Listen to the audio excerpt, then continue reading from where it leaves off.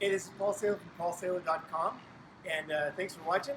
This video, we're going to talk about business and life lessons from the movie Straight Outta Compton. Now, I don't know if you've seen the movie. It grossed, I think, $60 million on the first weekend, which is very, very good for, I think it was #1 all-time for a music documentary movie. So I definitely recommend, I'll tell you right now, a spoiler alert. There's a lot of spoiler alerts in this video. So if you don't like spoilers, don't watch this video. But I think that you'll find that I watched it several times, and I thought it was such a great movie. It's so in depth. There's so much to learn from this movie that I don't think this will ruin the movie for at least if you're like me. So here you go. Business lessons from Straight Outta Compton. #1 is that you definitely have to endure a lot of crap and a lot of pain and pressure from your friends and family, and you got to be able to overcome that stuff, man. Like Dr. Dre, when he starts in the beginning of the movie, right? He's in his bedroom and he's playing his music. His mom, I won't give everything away, but basically his mom's not happy, and essentially she kicks him out of the house. Right? Here's Dr. Dre, and when you listen to this song, it's the song that becomes Nothing But a G Thing, which is one of the hottest songs they made. And he's creating that music, and his own mom doesn't understand it. Doesn't understand it at all. She didn't like it. She didn't want him doing it. She thought it was a waste of time, laughable. They're in the ghetto, basically, right? She didn't see any way out for that. It was a waste of time. And I tell you, when you're making a business, and I've found this myself, when you're making a business and you're starting, like when I started my online business, and when I first, so many times in my life, but when I moved to Asia, when I started my, the various businesses, every single time it was the wrong business. Nobody wanted it. Nobody thought, hey, Paul, you got to do an online business, right? You're 49 years old. You got to start an online business. Nobody told me that, right? I got people thought I was a total loser. Like getting out of real estate, getting into online training. Like, what are you doing, man? You got a real business, man. And I even had, it's even worse than that, because I had people telling me, like, hey, if you can actually sell real estate, then why are you training, right? Which means basically you can't sell, right? That's what they were telling me. It's like, you can't sell, we know it, because you're training, right? That hurts, right? Especially when you're a top salesman.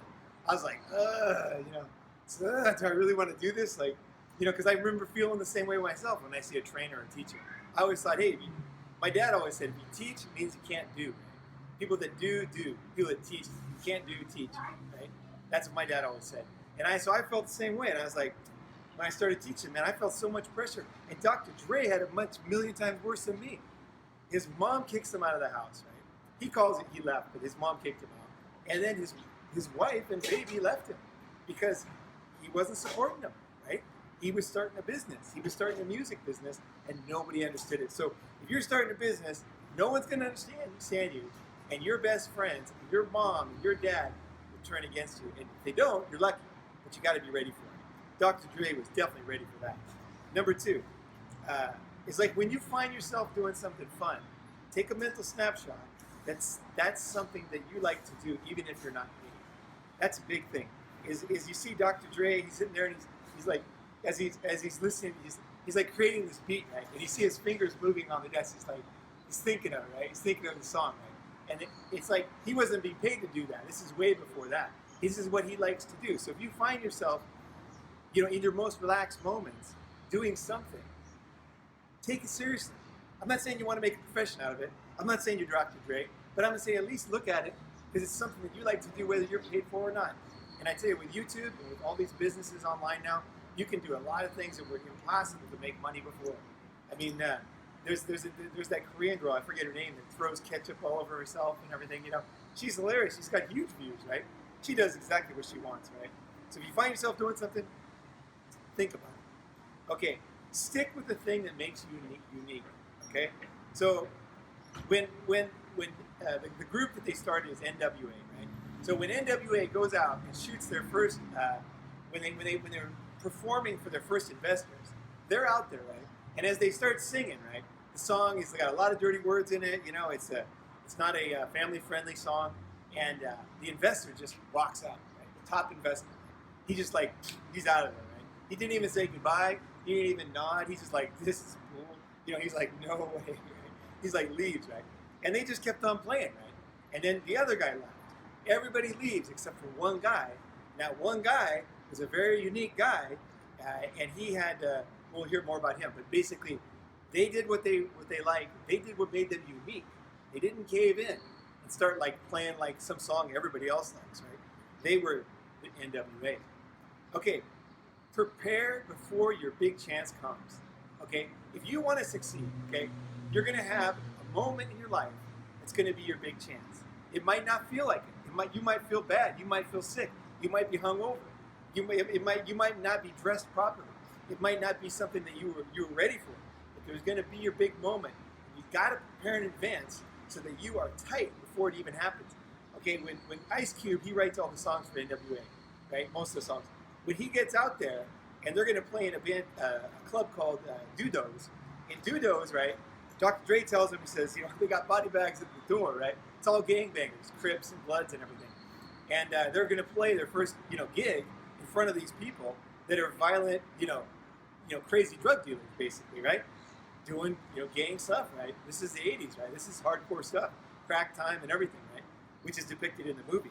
So you see the Ice Cube after he hears that, he's like, all right. So you see him just practicing everywhere. You see him like they're having fun, and Cube's in the background just practicing.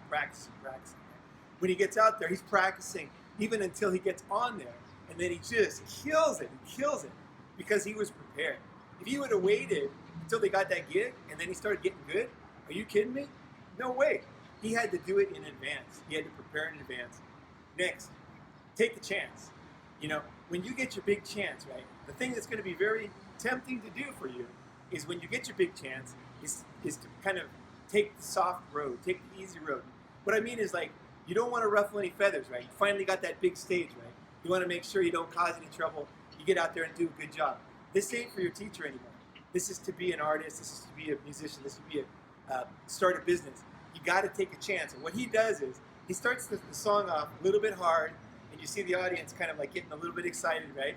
And then he says, and then he goes like, this is gang, and I'm in it, and then he starts flipping off the audience, right? Which is a very risky thing to do when you're talking about, sketchy characters watching you. But what it does is it just fires everybody up, right? They just go, yeah! That's when everybody. That's when NWA started in the movie. Is when he flips off the audience and he wins them over. And then Dre's like, I told you, man, I told you. Like they were probably had some discussion. Don't make them mad. Don't take a chance, right? But these are the kind of guys these guys were. They appreciate it, man. You flip them off. Tell them, they like it. They were stoked, right?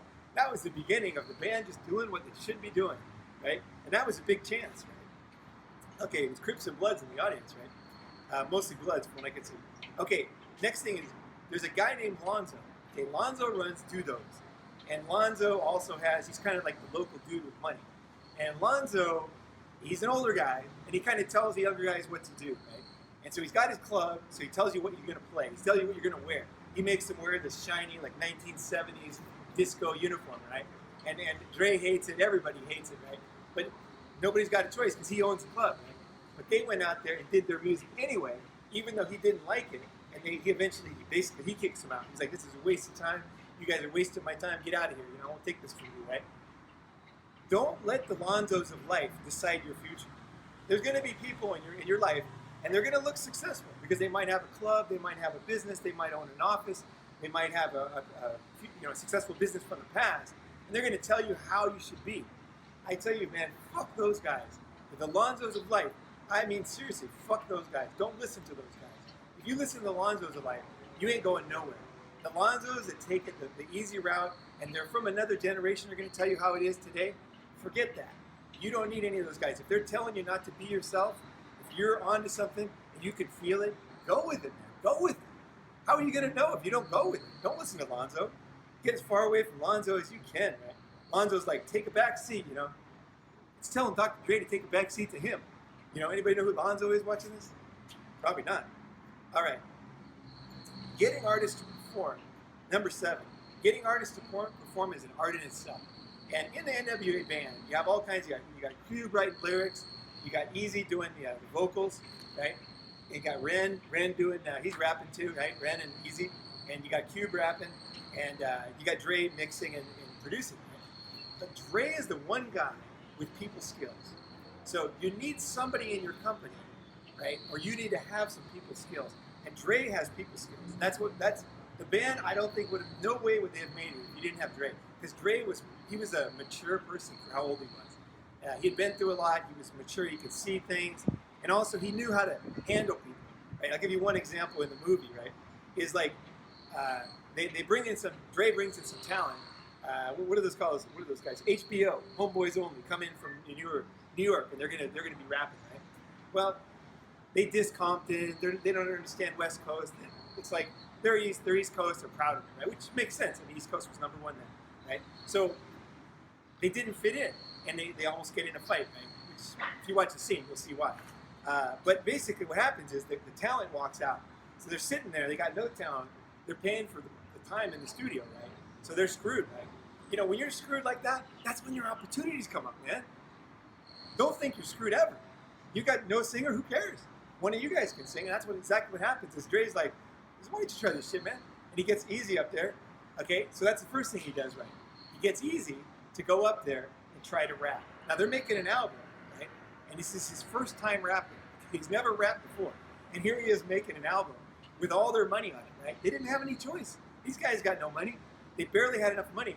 Easy was a crack dealer, and he was taking all his investment to start this first album off. They didn't have anything extra. They were running on empty. They were redlining it the whole way. Talent walks out. Easy steps up because Dr. Dre knew how to handle it. So Easy gets up there, right? I'll tell you the scene. Easy's up there, right? And he's trying to say, he's cruising down the street, and my 6'4" is the line, right? But he doesn't know how to do it. He's never rapped. So he's just kind of like cruising down the street in my 6'4", right? And they're like, no, man, that's terrible. And I don't want to give the whole scene away, but basically what happens is everybody's laughing, okay? And so then Dre realizes right now, like, this is serious. He's trying to motivate an artist to really be at his best. He can't be laughing. He kicks everybody out, gets everybody out of the scene. And Cube and Yella gets him out, right? Now you got just him and Easy. Easy, here's just to show you his people skills. Easy tries it again, sounds terrible, right? And then he's like trying to think of another way to explain it to him, right? And he's like, just come in on beat. You're almost right, right? Actually, Easy was terrible. Easy wasn't just off beat. He had no emotion. He wasn't feeling it. He wasn't part of it. And he was off beat. He had everything wrong. Okay? But Dre just picked one thing. So just come in on beat. You're good. But just on beat. And then he just took one thing at a time. He fixed one thing at a time. People skills, sometimes it's not about honesty. And saying, hey, you're doing a terrible job. You're wrong on everything. You think that would have motivated Easy? Right? He's like, just come in on beat. Then he comes in on beat. And then he's like, okay. He's like, okay, now, feel them, man. Like they're your words. Say them after me. And Easy's like, what do you even mean? What do you even mean? He's like, it's your life, man. This is you. It's coming from your heart. It's from you. And then he just nails it, right? And it becomes the best-selling album in LA's first supergroup, right? Next thing, raise money any way you can. Okay, like I said before, Easy had a crack business, and he was trying to get out of that business, and that's when they started and used Easy's money to get the business going. Don't worry about where it's from, and this is not politically correct, but when you're starting a business, you got to start a business. You got to get it done.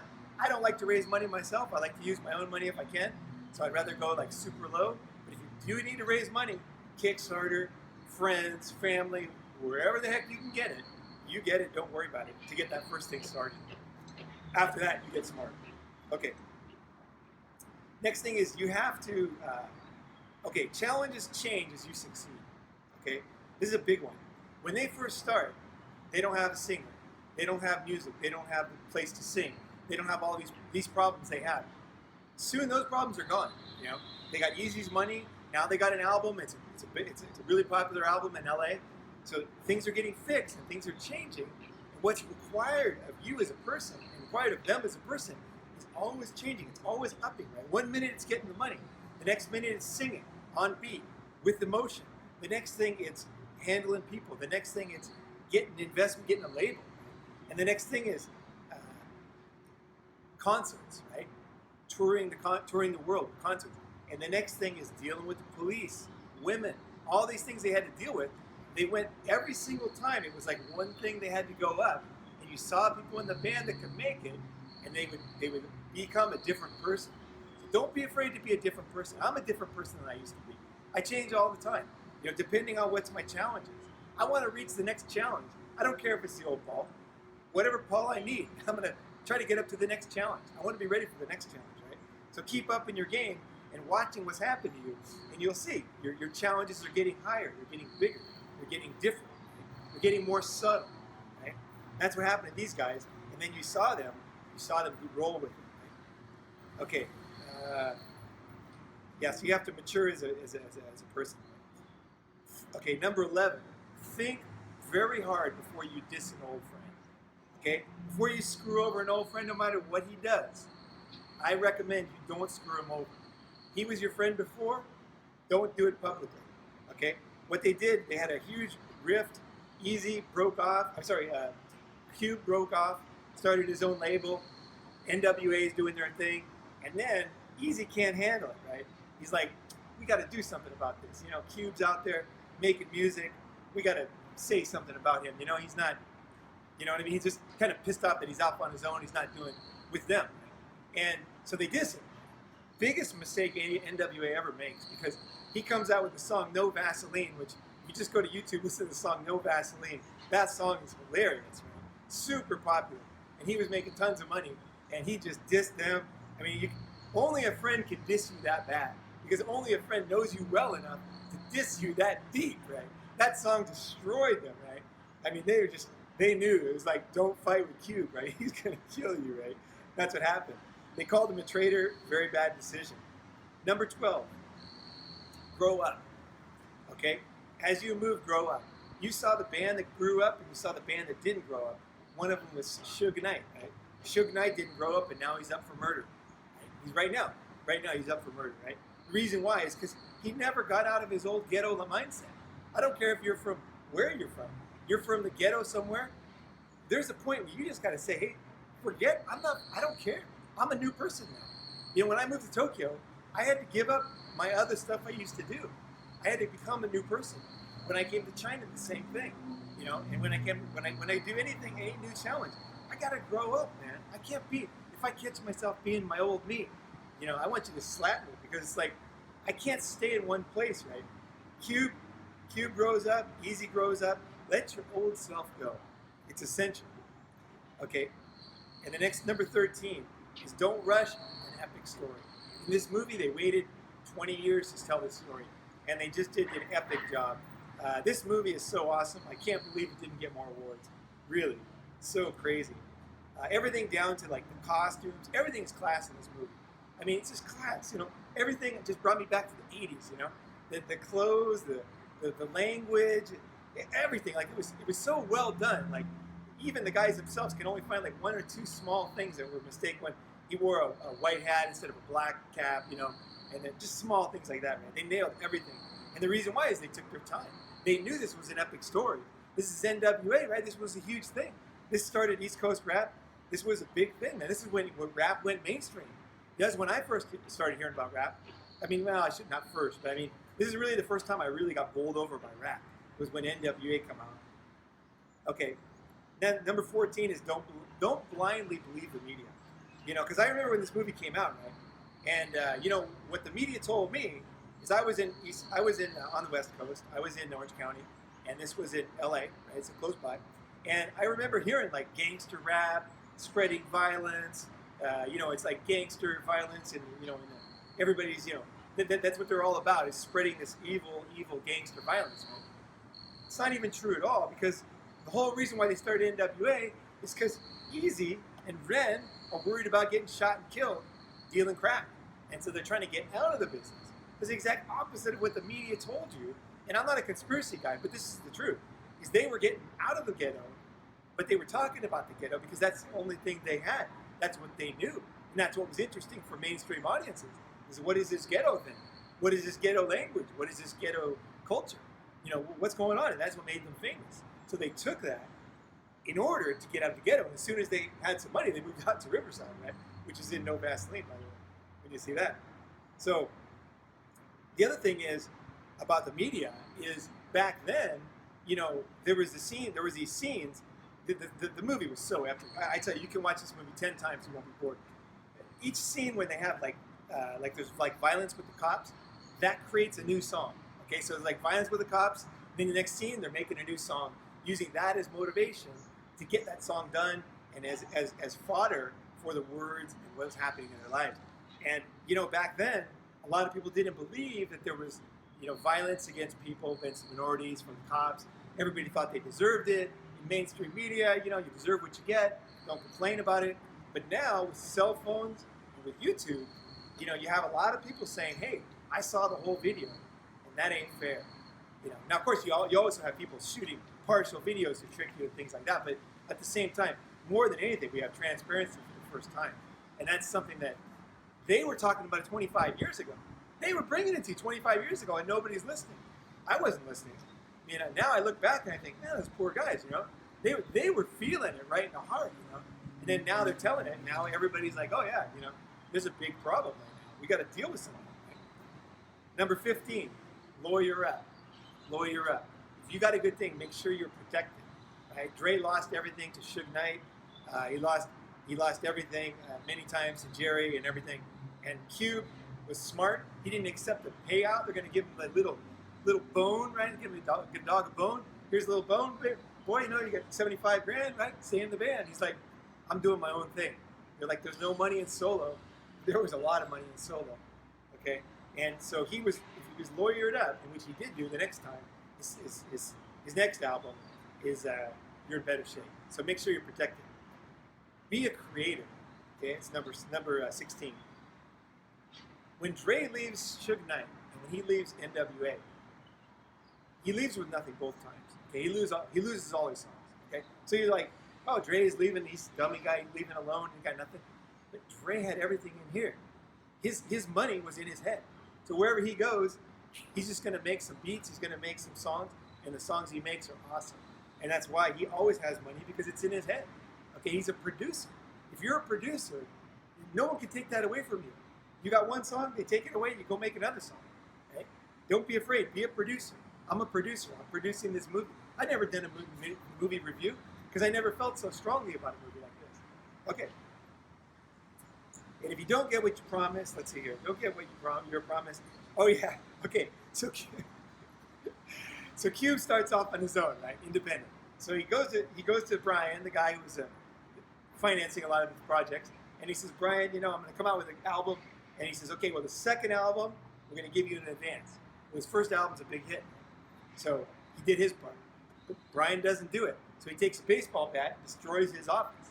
Right? I've done the same thing myself in China, and I know exactly what he's talking about. Sometimes you got to take life in your own hands. Don't wait for the cops to help you. I've had to get in fights, turn over desks, deal with guns, different situations, right? Knives. Deal with it. Just do it. Do it. I know people say that's crazy advice, but don't let people walk all over you, because you can survive some kind of injury, right? But you can't survive an injury in your soul. If you're being a pussy and you're letting people walk all over you, there ain't no way to survive that and be a winner. No way. You got to be a winner. You got to put your foot down when you're right and you're getting screwed over. Make sure. of course, protect yourself as best you can, but sometimes you just got to say, just like you're just jumping off into the darkness. Like, I'm just going to do this thing, man. I'm not going to let anybody treat me like this, right? And that was awesome seeing when Cube does that, because he sets the tone, and everything's fine after that. He gets his advance, and everything's cool. Right? Okay, number 18. Another one is back to the don't believe the media. One thing is that you look at that band. It was promoted as a bunch of guys in gangs. Out of the whole band, there was only 2 guys in gangs. And they were in the same gang, and that was that was Easy, and that was Ren. The other guys were just almost like middle-class guys or lower middle-class guys, poor guys living in the hood. And but they promoted like this is all gangsters. If this was all gangsters, they would have been shooting people. They would have been shooting people in the audiences and stuff. All kinds of crazy stuff happened. No, these guys were trying to get out of it. They were trying to get out of that, and they've been out of that ever since. And thank God, because they're making some awesome music since then. So it was basically a total lie. The media told me a total lie. Told me that they would complain about something that wasn't real. It told me that these guys were promoting, gangs and violence in Orange County where I was living. It wasn't true. It wasn't true at all. So now, of course, there's some things about the movie. I'm sure they wish they could change. You don't want to even be seen as promoting something. But I say watch the movie, put some comments below, I love your comments. Good, bad, indifferent, YouTube crazy comments. All good stuff. All good stuff. This is Paul from paulsailor.com, and I hope you enjoyed that. And today we're coming to you straight out of Bangkok. Thanks for watching.